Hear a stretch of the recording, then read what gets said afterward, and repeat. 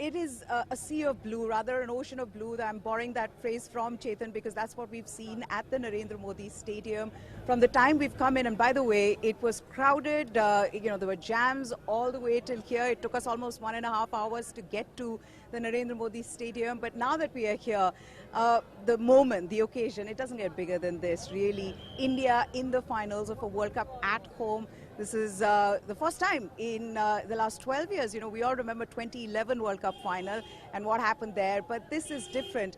The way in which India have dominated in this tournament, that has obviously given 1.5 billion people the belief that they'll go on to win this one. Of course, we don't want to put the mockers on them, but I have a few fans here. Chetan also joins me here, so we both will be reporting from here. But yes, few fans here.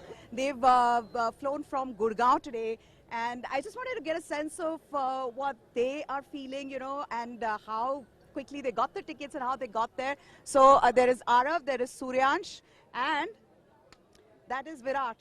So let me start then with these kids and ask them how they're feeling. What is it like to have been, to make the trip here, and what are you looking forward to? It's been really exciting, and I'm blessed to be here. So this wonderful occasion. So India's in finals. So it's been a pleasure to be here, and I'm looking forward to the victory. Okay. Yeah. So Virat, your namesake has just come this side. Virat, your namesake has just got to 50 ODI centuries. Now, do you feel like a sense of connection with Virat Kohli because your name is Virat too?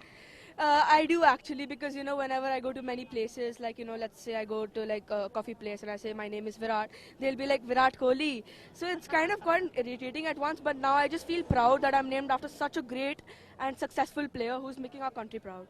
Okay, so like I said, there are fans, and there are a lot of fans here. People, the stories that we've heard since the time we've arrived here, Chetan and I were exchanging notes. There are people who've just taken a flight without a hotel confirmation all the way from the UK just to be here. There are people, like I said, who paid, I think there was one guy who had paid £3,000 just to get a ticket here at the Narendra Modi Stadium for this final, not even counting how much he would have paid for the flight and the hotel tickets, but that's just been the vibe here. People just want to get here. All roads lead to the Narendra Modi Stadium. Chetan, you've covered the World Cup in 2011 and of course 2015 and 19. How different is this? Oh, this is massive compared to 2011, Meha. Wangkhere, it was at the Wangkhere. We had to get in at 10 a.m. There were lines too far back at the Wangkhere. Similar in that sense that, we saw so many people coming in, streaming in. But this seems like a bigger occasion. That was happening after 20 years. Again, a drought of 10, 12 years this time around as well. But it's just the sheer number of fans. Wangkhere, what, 35,000 people? This is, what, 5 times that, 150,000 people who can get into that ground. And there are so many more, I think almost equally outside the ground as well. So, like you said, it's not a sea of blue today here. It's an ocean of blue. And I remember after India had won in 2011, we were all there at Marine Drive.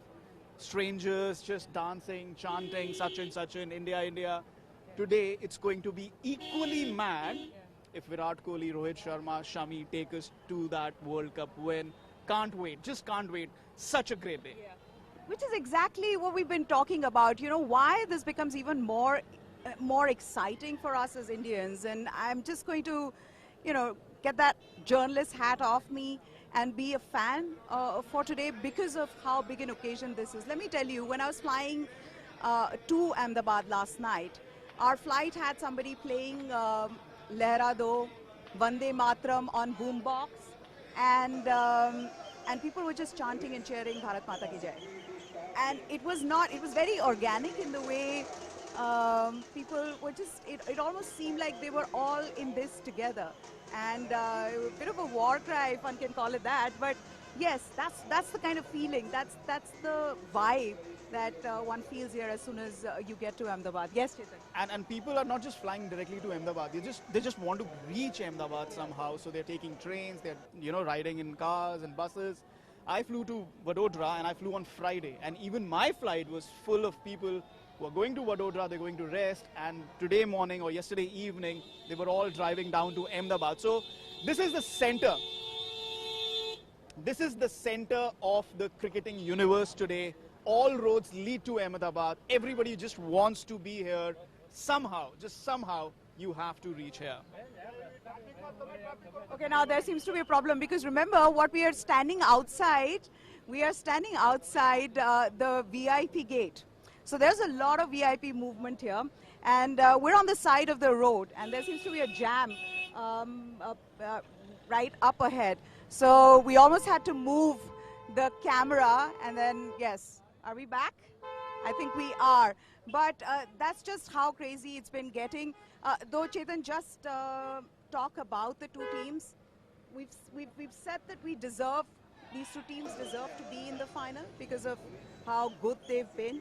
But for India, if there's one team they would be slightly wary of in a final is Australia, given how good Australia have been. They know more than a thing or two about how to win finals. Absolutely, Meha. And before the tournament started, we were talking about how bad Australia were. And they went to South Africa. They played in India. They did not win too many games. It was tough to identify with that Australian team. And throughout the tournament, we just kept talking about it takes one spark for this Australian team to find itself, and that's what happened in Lucknow.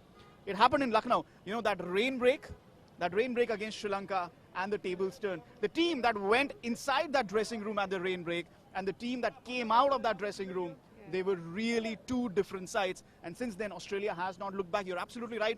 They won 8 games in a row, right? And this Australian side is the only dangerous side for India in this entire tournament. 10 versus 8. It's a rematch from 2003 in every way possible, because at that time, Australia were on that winning run. India had won 8 or 9 games getting to the final, and they had only lost to Australia in the league stage. So from that perspective, it's just tables have turned. But just like Australia would have been wary of the Indian threat in 2003, today India needs to be wary of the Australian threat 20 years later. Okay. So now, why are you all looking so glum? Come on, we can have a cheer Chan, for come India. on. Yeah, let's go India! Let's go India! India! Let's go! India! India! India! India! India! India! So let's keep the chant going. But as we continue to have this conversation, I'm going to try and get more fans here. Let's also listen into what some actors have had to say about this final. Anupam Kher, I'm told, he has spoken about the final. Diana Adalji, former Indian captain, she has spoken about what she's expecting from the final. So let's just listen to some of those people and then come right back to us.